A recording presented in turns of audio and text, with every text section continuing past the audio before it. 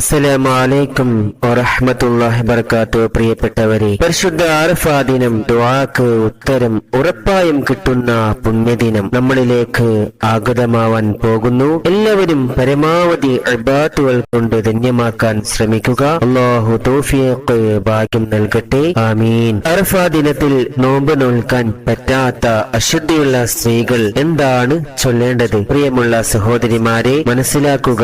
അറഫാ നോമ്പ് നോൽക്കാൻ കഴിയാത്തവർ വിഷമിക്കേണ്ട, അതിന്റെ പ്രതിഫലം നിങ്ങൾക്കും ലഭിക്കും ഇൻഷാ അല്ലാഹ്. മാത്രമല്ല, നിങ്ങൾക്ക് അറിയുന്ന എല്ലാ ദിക്റുകളും സ്വലാത്തുകളും അറഫാ ദിനത്തിൽ പരമാവധി വർദ്ധിപ്പിക്കുക. പ്രത്യേകിച്ച് അറഫാ ദിനത്തിൽ ചൊല്ലാൻ മുത്തനിബിതങ്ങൾ നിർദ്ദേശിച്ച ദിക്റ് പറയാം. ഈ ദിക്റിലൂടെ നിങ്ങൾക്ക് ഒരുപാട് പുണ്യങ്ങൾ വാരിക്കൂട്ടാം. ദിക്റ് പറയാം: ലാ ഇലാഹ ഇല്ലല്ലാഹു വഹ്ദഹു ലാ ശരീക ലഹു ലഹുൽ മുൽക്ക് വലഹുൽ ഹംദു വഹുവ അലാ കുല്ലി ഷൈഇൻ ഖദീർ.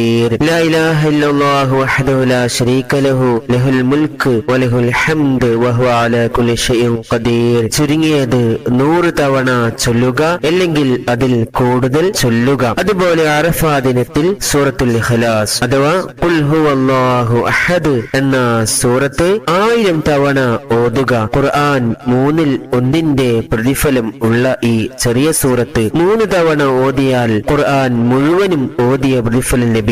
അപ്പോൾ 1000 തവണ ഒരാൾ ഈ സൂറത്ത് ഓതിയാൽ പറഞ്ഞറിയിക്കാൻ പറ്റാത്ത പ്രതിഫലം നിങ്ങൾക്ക് വാരിക്കൂട്ടാം. റസൂലുള്ളാഹി സ്വല്ലല്ലാഹു അലൈഹി വസല്ലം തങ്ങൾ പറഞ്ഞു: മൻ ഖറഅ ഖുൽ ഹുവല്ലാഹു അഹദ് അൽഫ മർറത്തിൻ യൗമ അറഫ ഉതിയ മാ സഅല. ആരെങ്കിലും അറഫാ ദിനത്തിൽ സൂറത്തുൽ ഇഖ്ലാസ് 1000 തവണ ഓതിയാൽ ചോദിക്കുന്നതെല്ലാം അവന് റബ്ബ് നൽകുന്നതാണ്. പ്രിയപ്പെട്ടവരെ, അറഫാ ദിനത്തിൽ രാത്രിയും പകലിലുമായി സൂറത്തുൽ ഇഖ്ലാസ് 1000 തവണ എല്ലാവരും ചൊല്ലിത്തീർക്കുക. മേൽപ്പറഞ്ഞ ദിക്റുകൾ ചൊല്ലുക, ദുആ ചെയ്യുക. നിങ്ങൾക്ക് ചോദിച്ചത് റബ്ബ് തരും. അല്ലാഹു തൗഫീഖ് നൽകട്ടെ, ആമീൻ. അസ്സലാമു അലൈക്കും.